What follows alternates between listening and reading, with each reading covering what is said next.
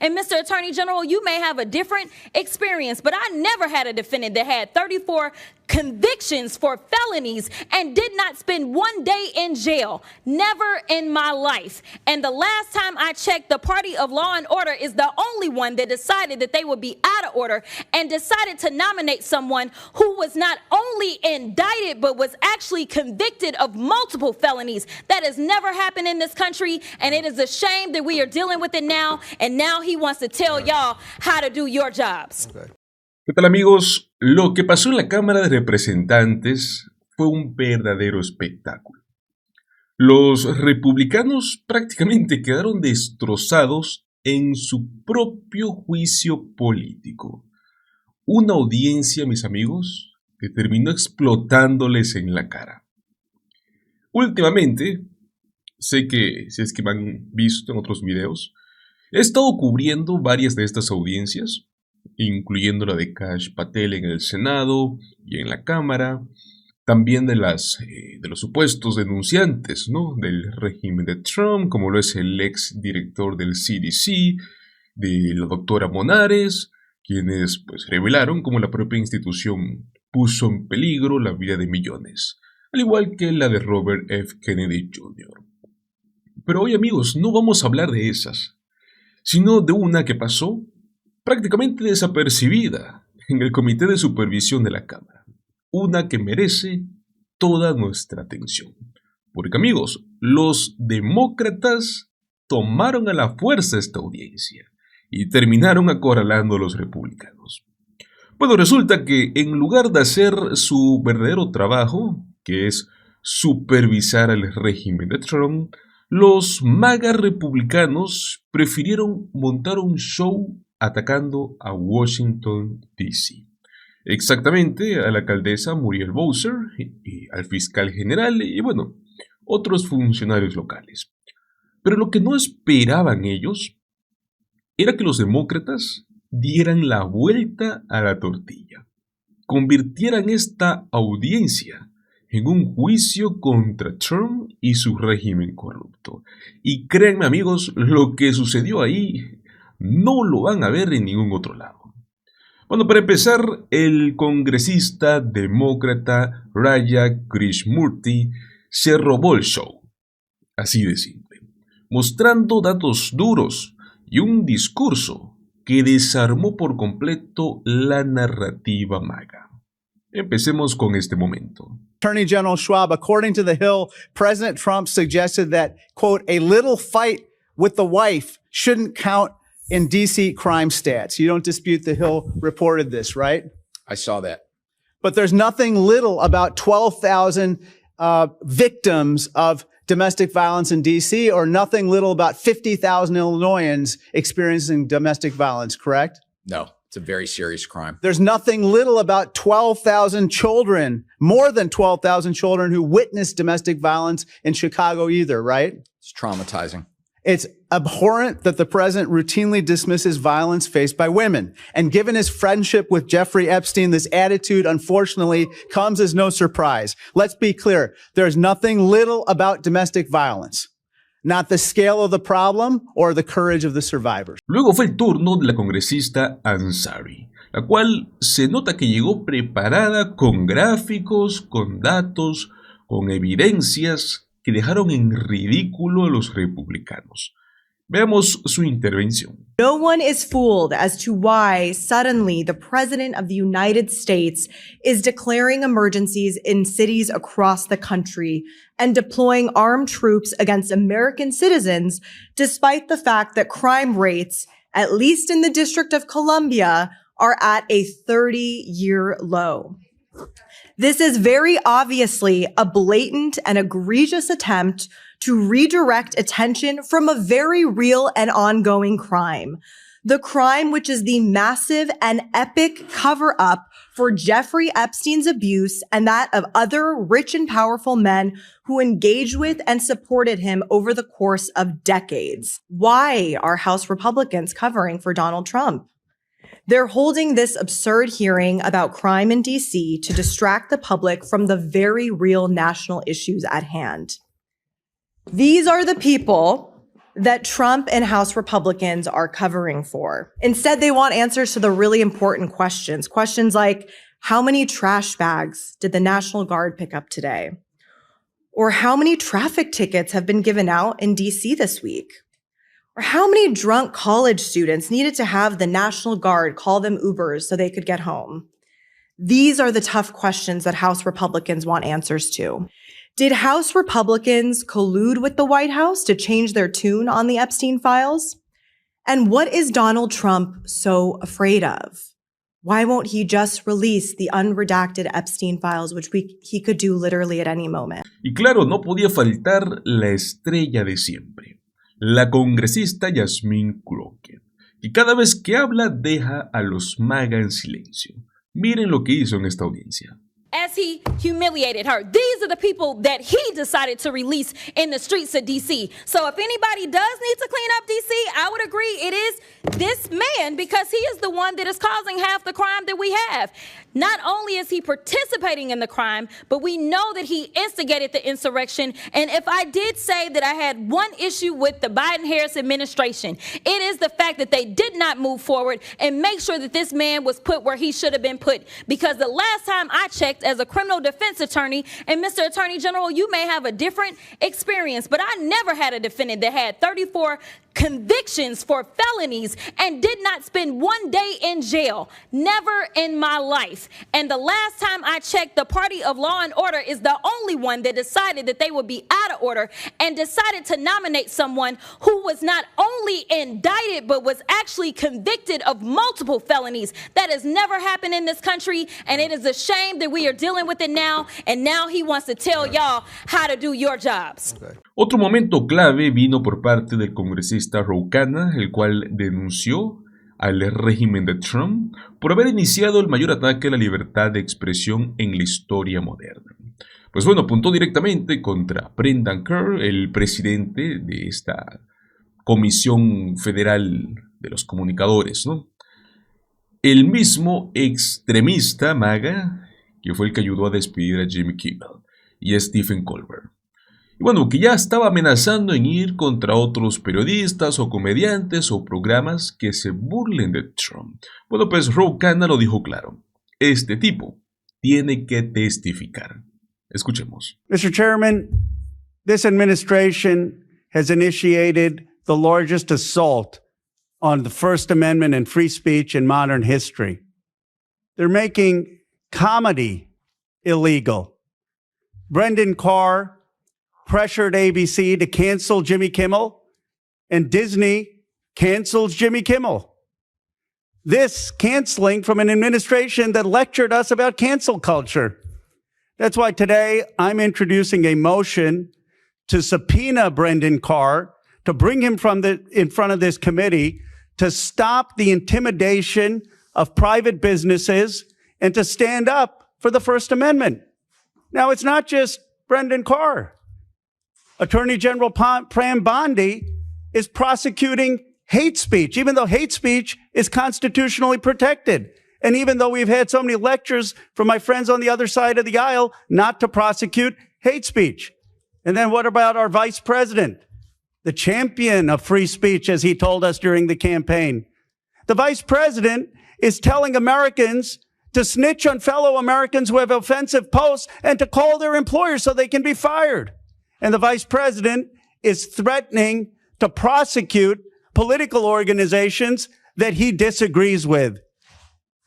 Look, we are Article 1 of the Constitution, not foot lackeys for Donald Trump and J.D. Vance. It is time that we stand up for our constitutional role to defend the freedoms of Americans. People are tired of us just giving our power to Donald Trump and J.D. Vance. We have an obligation to our Constitution, not to Donald Trump and J.D. Vance as they ride roughshod over the First Amendment. So in the name of all those who are being censored in Washington, D.C. and around the country, in the name of all those who are being intimidated in Washington, D.C. and around the country, in the name of Americans, Republicans, Independents, and Democrats who believe in the First Amendment and free speech, I motion today to subpoena Brendan Carr, and to have him explain to the American people why he's bullying private individuals and private businesses. Y bueno, mientras se pedía transparencia, apareció Marjorie Taylor Greene. Salió con sus teorías disparatadas. Según ella, los demócratas querían citar a Carr porque estaban enojados de que sus acciones tuvieran consecuencias, ¿no? Es más, llegó hasta lo tan absurdo de inventarse que el asesino de Charlie Kirk era parte de una comunidad trans. Bueno, ¿qué tenía que ver con esto? Un delirio total. Miren ese desastre. I would like to move to table the motion to subpoena. Jimmy Kimmel was fired because he lied on ABC about the identity of the man that Tyler Robinson that martyred Charlie Kirk. He lied and said he was MAGA. Tyler Robinson was not MAGA, not one bit. He was part of Antifa. He was in a relationship with someone who identified as furry and trans. And this is an absurd lie. And so I moved to table the motion to subpoena. Pero no todo fue desvaríos, porque también hubo otro momento donde aparecieron rostros nuevos que brillaron en el comité. Y uno de ellos, amigos, es este congresista James Walkinshaw. Creo que es su primera audiencia de supervisión, pero bueno, dejó una buena impresión. Aquí lo tienen. American people are facing serious challenges. Our economy is faltering. Inflation is rising. Tariffs are driving up prices and job growth is stagnant. And unless this Congress acts, tax credits that help working families afford health care will soon expire. In my district and the districts of everyone here today, tens of thousands of people will see their health care costs skyrocket. And meanwhile, as has been mentioned, President Trump continues to cover up the Epstein files, and a government shutdown is looming. In the face of all of this, how does the majority choose to spend its time? By interfering in DC's local government and further disenfranchising 700,000 Americans. Y ojo porque los momentos poderosos siguieron llegando. Primero con la congresista Ansari, que volvió a poner las cosas en su lugar con otro discurso contundente. Donald Trump wants so badly for the Epstein story to go away. Trump sued the Wall Street Journal for $10 billion for reporting about this letter. Not surprising, as we are seeing what's happening now with the alarming authoritarian attacks on the free press. This was one of many examples, but he claimed this letter didn't exist. Here it is. This grotesque, disgusting, misogynistic letter, which Donald Trump sent to Jeffrey Epstein. He probably laughed. He probably thought this was hilarious. Laughing about the abuse of literally thousands of underage girls at the hands of Jeffrey Epstein, Ghislaine Maxwell, and his powerful rich friends. And then lying about it repeatedly to this day. Why? Why lie about it? Donald Trump now claims this isn't his handwriting, which is a comical excuse, and House Republicans are covering for him. Why are House Republicans covering for Donald Trump? They're holding this absurd hearing about crime in DC to distract the public from the very real national issues at hand. These are the people that Trump and House Republicans are covering for. Trump's Department of Justice moved Ghislaine Maxwell, Epstein's right-hand accomplice in the sexual abuse of underage girls, to a minimum security prison, all to buy her silence. You know, Donald Trump sent his former personal defense attorney, who's now the Deputy Attorney General of the United States, to sit down with Ghislaine Maxwell and to transcribe her remarks word for word, releasing this liar's version of the truth to the world. Why would the Trump Department of Justice endorse a convicted liar, Ghislaine Maxwell's version of the truth? Many of us here in this room actually sat with the victims, the survivors of Epstein, and they were understandably shaken and livid by the fact that a convicted child Luego el congresista García, que también arrinconó a los republicanos y expuso su falta de seriedad. And right now, since we're talking about crime and corruption in DC, as we speak, Trump is leading a White House cover-up of the Epstein files. Now, just yesterday, Trump's FBI director falsely claimed that he could not release the files, which we know is false. And let's review the facts. Epstein told the reporter that Trump was his closest friend for 10 years. One survivor also said that Epstein's biggest brag was he was very good friends with Donald Trump. In fact, there was an 8x10 picture framed of Trump on his desk. We know the two are very close. Just last week, our committee released the birthday note that Trump personally wrote to Epstein. It's right here. The note said, by the way, and I'll read it, "May every day be another wonderful secret." That's a disgusting message to send to a sex trafficker. Now, the cover-up of this note might be just as bad as the crime, since we're talking about crime in Washington, D.C. today. Trump filed a $10 billion lawsuit to punish the Wall Street Journal for reporting on the birthday book, which he claimed didn't exist. Now, of course, we've verified that to the world. Now, experts have looked at this. Of course, this is Donald Trump's signature. It certainly looks like the signature to me. At the same time, his administration is cutting deals with a criminal, Ghislaine Maxwell. We know who she is exactly. She's a monster who participated in crimes against up to over possibly 1,000 women. Now, Trump and our Attorney General have not turned over the full Epstein files to our committee, despite a bipartisan subpoena signed by our chairman and this committee. If we want to get tough on crime, if we want to talk about crime in D.C., we need to stand up to where the crime and corruption is happening, and that is at 1600 Pennsylvania Avenue, and hold Donald Trump accountable for his record and his actions. It's time for the House majority and Republicans to stand up for the Constitution and take on the biggest crime happening in this country. Pero claro, Marjorie Taylor Greene no podía quedarse callada. En otro de sus ataques delirantes, intentó interrogar a la alcaldesa Bowser y al fiscal general de D.C., gritándoles que odian a la policía. O sea, fue tan absurdo, amigos, que la única reacción posible es decirle: compórtate como una persona normal. Aquí lo tienen. Mayor Bowser, do you prioritize criminals or the victims?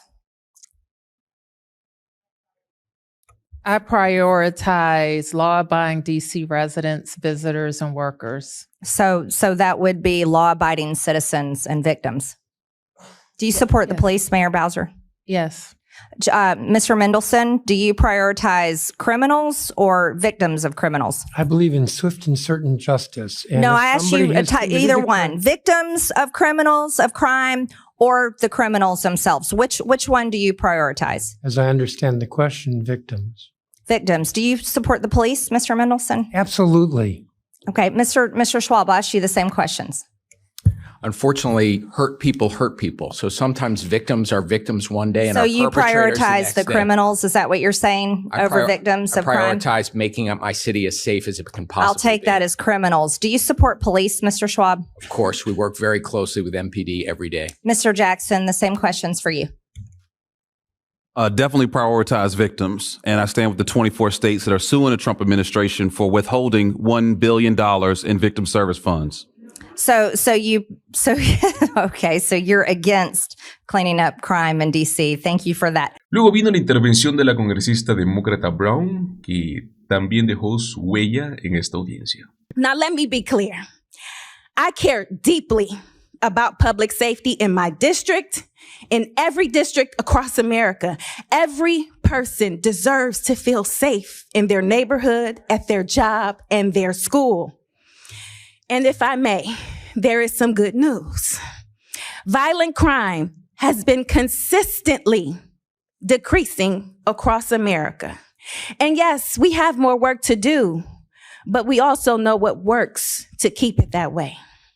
So if you are really serious about public safety, let's increase funding for violence prevention programs. Let's pass common sense gun safety bills. And let's provide additional federal resources to our local partners to recruit and train local law enforcement. But what has this administration done instead? Rolled back gun safety reforms, gutted DOJ programs tasked with addressing violent crime. Y para cerrar, el congresista Subbermeyer, en otro momento clave, dejó claro quiénes estaban haciendo su trabajo y quiénes estaban montando un circo. One person told me that their kids play soccer on the weekends and they had National Guardsmen at their soccer practice just hanging out and the kids got scared, right? And I think a better solution would be to send those folks, those National Guardsmen from Louisiana and Mississippi home.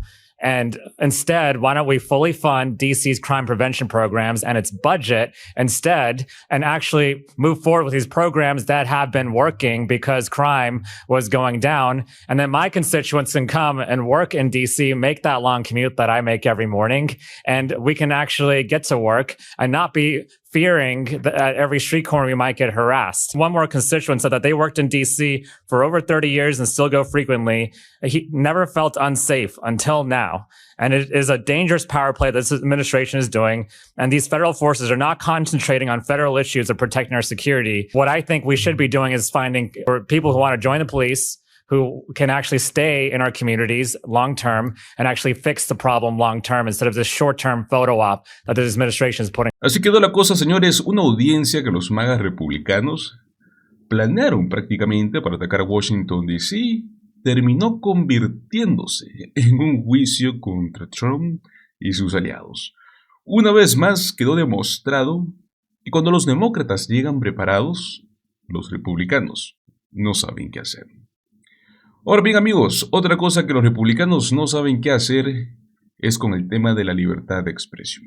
Pues el Pentágono oficialmente acaba de imponer estas nuevas restricciones a la prensa. Y ojo que no estamos hablando de detalles menores. Según un memorando que contiene como 17 páginas, los periodistas dentro del Pentágono ya no podrán recopilar ni tampoco reportar información, aunque ésta ya sea pública o sin clasificar. Y lógico, todo esto sin la previa autorización del gobierno. Por si fuera poco, señores, se les ha prohibido moverse libremente dentro del Pentágono, o sea, del edificio. Ahora tienen que ir acompañados, como si fueran sospechosos, en vez de reporteros. Vemos de qué se trata. The Pentagon is rolling out a new set of restrictions for the press. According to a 17-page memo from the Defense Department, journalists can no longer gather or report information, even if it's unclassified, without government approval. They've also been banned from accessing entire areas of the building without an escort. Reporters who refuse to do this, refuse to sign this new pledge, agreeing to these extensive rules, will have their credentials revoked. Critics are calling it a major blow to the First Amendment and to freedom of the press. Joining us now, President of Elevation Global Strategies and former Vice President of the Pentagon Press, Kevin Barron. Eli Stokols and Joyce Vance are still with us. I do want to start on the legal side of this first, Joyce, because we began the last hour talking about prior restraint. The Committee for Professional Journalists is calling this a clear example of prior restraint. The Supreme Court has already ruled against this. I mean, famously in the Pentagon Papers, allowing the Washington Post and the New York Times to print what the government deemed national security threat, saying they were allowed to do so because of the First Amendment. How does this not defy the First Amendment? Well, this absolutely does defy the First Amendment, and the Pentagon Papers case establishes that principle that the press can report even on classified material so long as national security isn't seriously compromised. And in the Pentagon Papers case, the justices, it's a 6-3 decision, and they note that just because information is potentially embarrassing or even compromising, that doesn't mean that it violates national security, and that the press has the right, perhaps even the obligation, to criticize and report on misconduct by our country's leaders. So the law isn't really in question here, but as you were discussing just a moment ago, it's the environment of fear that this sort of a new policy generates. This idea. Ok, amigos, aquí no se trata solo de burocracia, ¿no? O de reglas de seguridad. O sea, estamos hablando de una acción que va en contra de la primera enmienda. La misma Constitución de los Estados Unidos que protege el derecho de ciudadanos a estar informados. Porque si la prensa ahora va a necesitar permiso del gobierno para publicar información, ¿dónde queda la libertad de expresión? Y ojo, no, que el argumento de seguridad nacional yo sé que suena fuerte, pero es una excusa, nada más. La Corte Suprema ya ha dejado claro, por ejemplo, en el caso de los papeles del Pentágono, que el gobierno no puede censurar simplemente porque algo les incomode o porque algo los deja mal parados. La transparencia no es algo opcional, es el pilar de la democracia. Claro, habrá quienes seguro digan que si hay información sensible, que el Pentágono tiene razón en controlarla, etcétera, etcétera, etcétera. Pero amigos, esa es precisamente la trampa, porque el gobierno ya tiene mecanismos con los que protegen estos datos, los que realmente son clasificados. O sea, lo que están haciendo aquí es mucho más amplio. Quieren controlar incluso lo que no compromete la seguridad y que sí puede revelar errores, abusos, tal vez corrupción. Ahí es donde está el verdadero peligro, ¿no? Un periodista que ahora ya no va a tener acceso directo, no va a tener la posibilidad de moverse libremente. Y ahora queda limitado a depender de lo que el Pentágono quiera contarle. ¿Qué pasa cuando lo que quieren contar solo es propaganda oficial? Exacto. Lo que tenemos es un sistema diseñado para silenciar críticas. Este movimiento del Pentágono, sin duda, señores, ya es el primer y más duro golpe a la libertad de prensa. Y es una señal alarmante. Esta administración está más interesada en controlar la narrativa que en rendir cuentas. Y si la prensa ya no va a poder fiscalizar al poder, yo me pregunto, ¿quién lo hará? Ahora bien, amigos, quiero saber qué opinan ustedes. ¿Creen que estas restricciones son realmente por seguridad o serán un pretexto para ocultar la verdad? Los leo en los comentarios. Muchísimas gracias por acompañarme hasta el final de este video. Recuerden, como siempre, dale like, comparte el contenido y suscríbete a nuestro canal. Nos vemos en el próximo video. Hasta luego.